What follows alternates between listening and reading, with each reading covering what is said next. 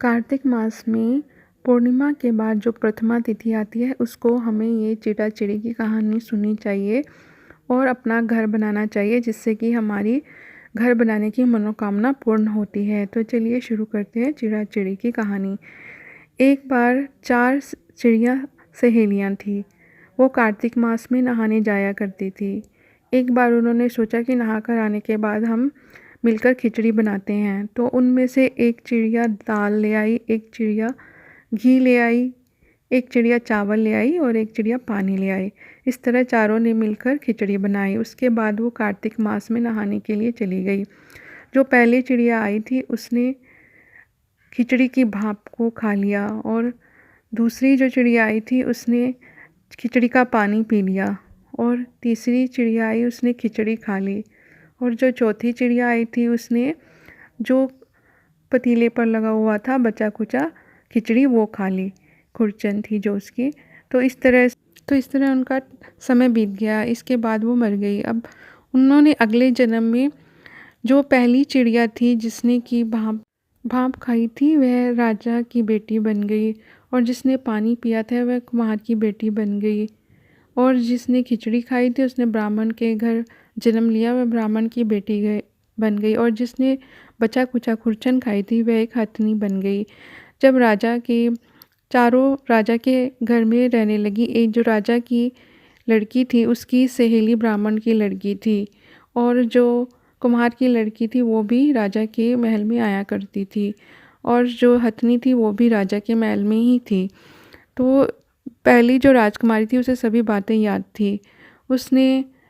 जब उसकी शादी हुई तो राजा को उसने कहा कि मेरी साथ मेरी ये सहेलियाँ भी जाएंगी। तब राजा ने कहा अच्छा ठीक है ले जाओ। तब वह रुक गई। जब तीनों को ले जाने लगे तब राजा ने कहा अब क्या हुआ, तो उसने बोला कि मैं साथ में हथनी को भी लेके जाऊंगी। हथनी जाने के लिए तैयार नहीं हुई। तब वह राजकुमारी हथनी के पास गई और उसके कान में जाकर उसे पुराने जन्म की याद दिलाई। तब वह भी उठ खड़ी हुई। तब राजा ने सोचा कि ये मेरी बेटी नहीं है, ये कोई और है। तो उसने कहा कि मुझे अपना सच्चाई बता, नहीं तो मैं तेरा सर काट दूंगा। तब राजकुमारी ने कहा नहीं, मैं तो आपकी बेटी ही हूँ। ये सब तो कार्तिक मास में नहाने के कारण मुझे पिछले जन्म की सब कुछ याद है, तो इसी वजह से मैं उसे याद करवा रही थी। तब राजा ने कहा कि अच्छा कार्तिक मास में नहाने का इतना महत्व है, तो उसने कहा कि मैं भी इसमें इसी तरह से हम भी नहाया करेंगे कार्तिक मास। तो भी से राजा के दरबार में राजा के राज्य में किसी भी प्रकार की कमी ना रही, सभी कुछ धन धान्य समृद्धि सुख समृद्धि हो गई। ये कार्तिक मास की नहाने की महिमा है। इस दिन हमें कार्तिक मास से अगले दिन जब प्रथमा तिथि आती है तो उस दिन हमें अपना एक घर बनाना है। आप आटे या चावल से इस घर को बना सकते हैं कि आप अपने मन चाहे घर की आकृति बना सकते हैं जैसा आप चाहते हैं। उसके लिए आपको मिठाई चाहिएगी, दिए चाहिएंगे और आटा या चावल से बना सकते हो। तो उसके बाद हमें जितना भी घर बनाए उनके दरवाजे खुले रखने हैं, उसमें एक एक दिया जलता हुआ या मोमबत्ती रख सकते हैं और बाहर दरवाजे पर भी मोमबत्ती रखनी है।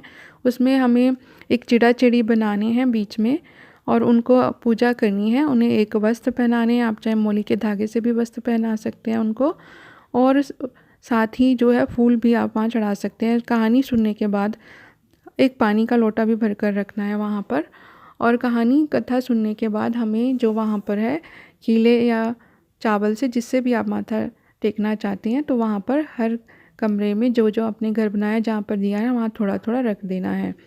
तो इस तरह से हमें घर बनाकर उसकी पूजा करनी है और उसमें दिए जलाने हैं और उनके दरवाजे खुले ही रखने हैं। ये हमें कार्तिक मास की प्रथमा तिथि को बनाना है, पूर्णिमा के बाद जो आती है। तो आप भी इस तरह से अपने घर की आपकी मनोकामना प्रथमा तिथि एकम या हम इसे पड़वा भी कहते हैं, इस दिन ये पूजा करनी है। इससे हमारे मकान की या घर की मनचाहे घर की मनोकामना पूर्ण होगी। तो आप भी इस तरह से घर बनाकर ये कहानी कहकर इससे अपने घर बनाने की प्रार्थना भगवान के सामने रख सकते हैं, ताकि हमारा मनोवांछित मनोकामना पूर्ण हो, हमारा घर नया घर बन जाए जैसा कि हम चाहते हैं, जो कि हमारे सपनों का घर होता है। प्लीज़ आप बताइए कहानी आपको कैसी लगी। चैनल को सब्सक्राइब कीजिए, वीडियो को लाइक कीजिए, शेयर कीजिए और प्लीज़ मुझे कमेंट कर भी बताइए। तो आपको ये चिड़ा चिड़ी की कहानी कैसी लगी प्लीज़ ज़रूर बताइए और ज़रूर सुनिए। थैंक